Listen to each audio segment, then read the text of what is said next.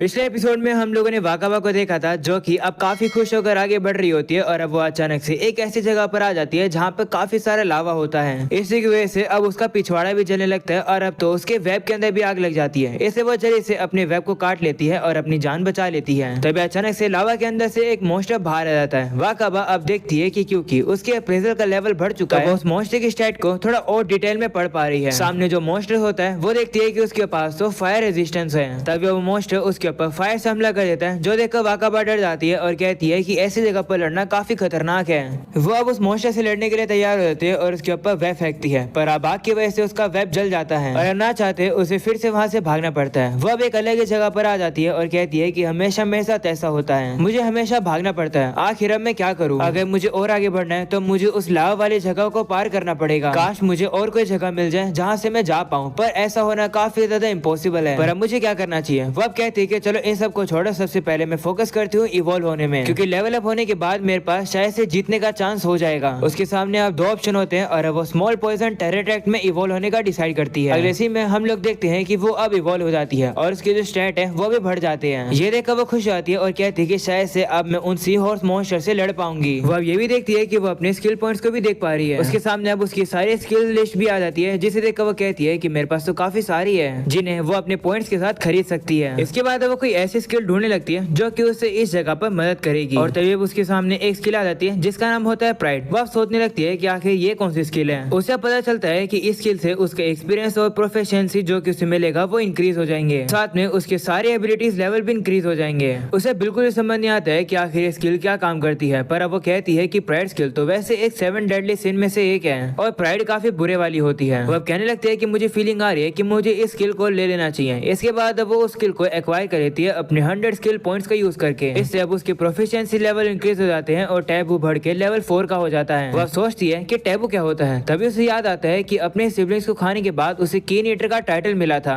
और taboo skill उसे उसी के बाद मिली थी। वो कहती है कि यह अजीब सी स्किल लेवल अप हो गई है, पर इसका मैं क्या करूं? तभी वो देखती है कि उसे रूलर ऑफ प्राइड का भी टाइटल मिल जाता है और इसके इफेक्ट की वजह से उसे एबिस मैजिक लेवल 10 का मिल जाता है और हेड्स भी। ये देखकर वाकाबा काफी खुश हो जाती है कि उसे कुछ कमाल का मैजिक मिल गया है। इसके बाद वो देखने भी लगती है कि उसके बाकी के जो स्टैट्स है वो भी इंक्रीज हो गए हैं। ऐसा उसे लगता है कि प्राइड की वजह से हुआ है। इसके बाद वो हेड्स मैजिक को ट्राई करने लगती है, जो कि उसे अभी भी मिला है। वो अब कहने लगती है कि लगता है ये मैजिक काफी डेंजरस है, चलो इसे ट्राई करके देखते हैं। इसके बाद वो उस मैजिक को यूज करने का ट्राई करती है, पर उसे उस मैजिक को यूज ही नहीं करना आता है। इसलिए वो अब इस चीज को इग्नोर करके और भी अलग अलग स्किल्स को ढूंढने लगती है, जिससे कि वो आगे चलकर सर्वाइव कर पाए। तभी उसके सामने एक स्किल आ जाती है जिसका नाम होता है डीमन लॉर्ड। जितने भी स्किल लेवल है वो 100 से मल्टीप्लाई होकर बढ़ जाएंगे और सारे स्टैट लेवल भी इंक्रीज हो जाएंगे, साथ में उसके सारे रेजिस्टेंस भी इंक्रीज हो जाएंगे, जो देखकर वाकाबा अब हैरान हो जाती है और अब वो स्किल को लेने से पहले थोड़ी सी ट्रेनिंग करती है, जिससे कि वो अपने आप को डीमन लॉर्ड बुला सके। अगले सीन में हम लोग स्क्लेन को देखते हैं, जो कि कहने लगता है फे से कि तुम तो पहले से ज्यादा बड़ी हो गई हो, जिस पर वो कहती है हाँ ऐसा इसलिए क्योंकि मैं इवॉल्व हो गई हूँ। अगली बार मुझे लगता है कि मैं और ज्यादा बड़ी हो जाऊंगी जब मैं इवॉल्व होंगी तब। जो सुनकर स्क्लेन कहता है कि अगर ऐसी बात है तो तुम तो मेरे रूम में फिट ही नहीं आ पाओगी, जिसके बाद स्क्लेन उसके ऊपर अप्रेजल यूज करता है और अब उसे पता चलता है कि फे के सारे स्टैट 700 से ज्यादा है। जो देखकर वो उसे कहता है कि तुम तो मुझसे भी ज्यादा कमाल की हो, जिस पर वो कहती है कि जो मॉन्स्टर्स होते हैं वो इंसानों से बेहतर होते हैं ग्रोथ के अंदर, इसलिए ही ऐसा है। और वैसे भी ड्रैगन होने के तौर पर मैं अभी भी काफी कमजोर हूँ, अगर मैं लेवल अप होती गई तो शायद से मैं 1000 क्रॉस कर दूंगी। जो सुनकर स्क्लेन उसे कहते हैं कि अगर ऐसी बात है तो स्टैट्स में तुम मेरे भाई को भी सरपास कर दोगी। तुम एक मॉन्स्टर नहीं हो, रिइनकार्नेट होने की वजह से तुम्हारे अंदर एक इंसान की ताकत है। अगर सारे मॉन्स्टर ही तुम्हारी तरह होते हैं तो मुझे लगता है कि इंसान सर्वाइव कर पाते हैं। मुझे लगता है कि अगर तुम्हारी तरह ही और कोई भी होता जो कि मॉन्स्टर में एक इंसान की ताकत के साथ जन्म हुआ होता, यानी कि रिइनकार्नेट हुआ होता,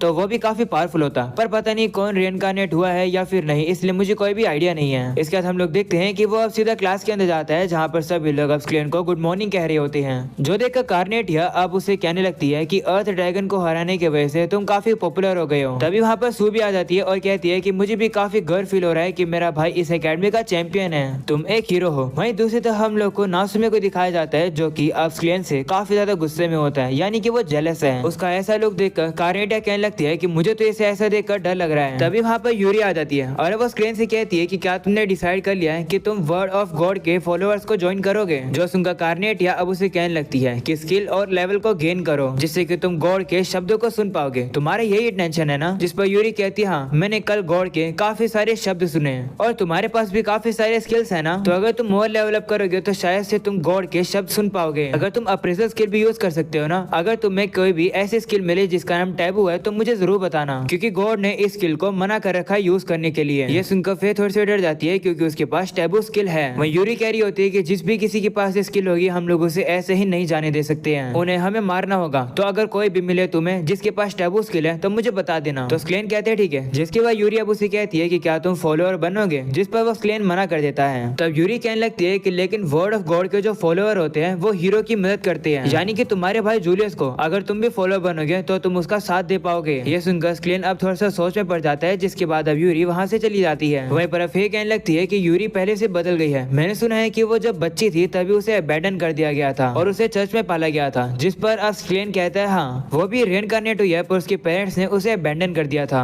इसलिए वो ऐसी बन गई है। तभी हम लोग देखते हैं कि वहाँ पर टीचर आ जाती है और वो क्लास को पढ़ाना शुरू कर देती है। अगले सीन में वापिस से वाकाबा को दिखाया जाता है जो कि कह रही होती है कि मुझे मैजिक यूज करना है पर पता नहीं मैं कैसे यूज कर सकती हूँ। मैंने इतना ज्यादा ग्राइंड किया कि मेरे एचपी ऑटो रिकवरी लेवल 5 की हो गई है और मेरी फायर रेजिस्टेंस भी बूस्ट हो गई है, तो शायद से अब मैं उसी जगह पर जा पाऊंगी। पर फिर भी वहाँ के जो मॉन्स्टर्स हैं उनसे लड़ने में मुझे काफी ज्यादा मुश्किल होगी। काश मैं मैजिक यूज कर पाती, पर मैजिक यूज करने के लिए मेरे पास कुछ सही स्किल्स होनी चाहिए। इसके बाद अब वो और भी स्किल्स को चेक करने लगती है और अब उसे 2 स्किल्स सीखती है जो कि होती है डिटेक्शन और ऑपरेटिंग मैजिक, जिसे देखकर वो कहती है कि शायद से इस स्किल के बिना हम मैजिक यूज नहीं कर सकते हैं, क्या मुझे इन्हें लेना चाहिए। जिसके बाद वो कहती है नहीं नहीं लेना चाहिए। मुझे अभी भी याद है कि जब मैंने डिटेक्शन को यूज किया था तब मेरे सर में काफी दर्द हो गया था, और अगर फिर से ये जो स्किल है अगर मैंने ले लूंगी और मेरे सर में फिर से दर्द हो जाएगा तो इन स्किल को लेने का कोई फायदा ही नहीं होगा। इसी की वजह से मेरे पास जो एबिस मैजिक है उसका होना काफी ज्यादा यूजलेस है। इतने सब कुछ सोचने के बाद अब उसे भूख लग जाती है और अब वापिस से हंटिंग करने के लिए नीचे उतरती है। पर तभी अचानक से वहाँ पर उसके ऊपर कोई फायर से हमला कर देता है जिससे कि वो बाल बाल बचती है, और अब वो ये देखकर काफी हैरान हो जाती है कि हमला करने वाला तो एक अर्थ ड्रैगन होता है जो कि काफी पावरफुल है। वो फिर से अब उसके ऊपर हमला करने लगता है, जो देखकर वाकाबा को पता चल जाता है कि अगर ये हमला उसे लगेगा तो मारी जाएगी, इसलिए वो अब काफी तेजी से दौड़ते हुए वापिस से उसी लावा वाली जगह पर आ जाती है। आगे आने के बाद वो देखती है कि उसके एचपी ऑटो रिकवरी और फायर रेजिस्टेंस की वजह से वो आग से थोड़ी सी बची हुई है। पर तभी अचानक से वापिस से वही सी हॉर्स आता है जो कि उसके ऊपर हमला कर देता है, और अब वाकाबा उसके अटैक्स को डॉज करने लगती है। क्योंकि वाकाबा की स्पीड अब काफी तेज हो चुकी है, वो उसके सारे अटैक्स को डॉज कर रही होती है। तभी वो देखती है कि उस सी हॉर्स का जो एमपी होता है वो तो अब खत्म ही होने वाला है। ये देखकर अब वो सी हॉर्स को और भी ज्यादा हमले करने देती है और अब वो उसके सारे अटैक्स को डॉज कर रही होती है, जिसकी वजह से उस सी हॉर्स का सारा एमपी खत्म हो जाता है। और अब वो सी हॉर्स वहाँ से लावा को छोड़कर अब जमीन पे आ जाता है और वो वाकाबा के पीछे पड़ जाता है। पर वाकाबा देखती है कि वो जो सी हॉर्स है उसकी स्पीड तो कुछ ज्यादा ही स्लो है। ये देखकर वो सीधा उस सी हॉर्स के ऊपर चढ़ जाती है, पर उस सी हॉर्स की जो कमर होती है वो काफी गर्म हो जाती है, इसकी वजह से वाकाबा जल जाती है। पर फिर भी वो हार नहीं मानती है, वो उसे काट कर खा लेती है। उसका टेस्ट उसे काफी ज्यादा गंदा लगता है, पर ना चाहते हुए भी उसे वो खाना पड़ता है। तभी अचानक से वाकाबा देखती है कि लावा के अंदर से तो एक कैटफिश बाहर आ जाता है, जिसे देखकर वो काफी डर जाती है क्योंकि कैटफिश काफी ज्यादा ताकतवर है और वो कैटफिश किसी भी चीज को खा सकता है। ये देखकर वाकाबा अब चुपचाप से वहाँ से जाने लगती है और वो जैसे आगे बढ़ रही होती है उसके सामने अब एक और कैटफिश आ जाती है जो कि उससे आगे से भी घेर लेती है। वो कैटफिश अब उसके ऊपर हमला करता है, लेकिन वाकाबा भी उसके अटैक को डॉज कर देती है। तभी अचानक से वो दोनों ही कैटफिश अब वाकाबा को दोनों तरफ से घेर लेते हैं। वो अब अपना दिमाग लगाती है और जल्दी से वो कैटफिश के अंदर पॉइजन फेंक देती है और फिर वो उसके मुंह को बंद कर देती है। और अब जैसे वो जो दूसरी कैटफिश उसके ऊपर हमला करती है, वाकाबा उसके मुंह के अंदर पॉइजन फेंक देती है, जिसके से वाकाबा अब उसे मार देती है। ये देखकर वो काफी ज्यादा खुश हो जाती है और कहती है कि मेरी ट्रेनिंग काम कर गई। तभी वाकाबा देखती है कि जो दूसरी कैटफिश होती है वो तो ये सब कुछ देखकर डर के मारे वहाँ से भाग जाती है, जिसके से वाकाबा का अप्रेजल और भी ज्यादा लेवल अप हो जाता है और अब वो अपने टाइटल के डिटेल भी देख पा रही होती है, पर वो और भी अलग अलग चीजों को देख नहीं पा रही होती है, इसलिए वो अब उन सबको इग्नोर करते हुए उस कैटफिश को खाती है। और अब उसे उसका टेस्ट इतना ज्यादा अच्छा लगता है कि वो तो अब रोने भी लगती है। वो कहती है कि आज तक मैंने जितने मोशंस खाए हैं सबसे ज्यादा टेस्टी मोश ये कैटफिश ही है। ये देखकर वाकाबा कहने लगती है कि अगर मुझे पता होता कि ये कैटफिश इतनी टेस्टी होती है तो मैं दूसरी कैटफिश को जाने ही नहीं देती यहाँ से, पर चलो कोई बात नहीं, मैं इसे तो खत्म कर देती हूँ। अगले सीन में हम लोग देखते हैं कि वाकाबा उस कैटफिश को पूरी तरह खा लेती है और वो कहने लगती है कि कैटफिश देखते रहना, मैं तुम सभी को खा जाऊंगी क्योंकि तुम सभी लोग काफी टेस्टी हो। अगले सीन में अब हम लोग को स्क्लेन के भाई यानी कि हीरो जूलियस को दिखाया जाता है जो कि सबसे ज्यादा ताकतवर है, और अब हम लोग को पता चलता है कि वो अपने ग्रुप के साथ इसी लेबिरिंथ के अंदर आ रहा है जहाँ पर वाकाबा है। क्या इसका मतलब जूलियस की फाइट वाकाबा के साथ होगी? इस चीज के बारे में तो मैं कुछ भी नहीं बता सकता हूँ, पर अगर तुम लोग को जानना है तो हाँ, इसका अगला एपिसोड जरूर देखना जो कि काफी जल्द आ जाएगा। पर वो एपिसोड देखने के लिए तुम लोग को चैनल सब्सक्राइब करके ऑल नोटिफिकेशन ऑन करनी होगी और इस वीडियो को लाइक भी करना होगा, और कमेंट सेक्शन में मुझे जरूर बताना है कि ये एपिसोड कैसा लगा। मुझे तो काफी ज्यादा मजा आया, तुम लोग याद से और कमेंट सेक्शन में जरूर बताना। आज के लिए इतना ही, मिलते हैं फिर किसी एपिसोड के अंदर, तब तक के लिए बाय बाय।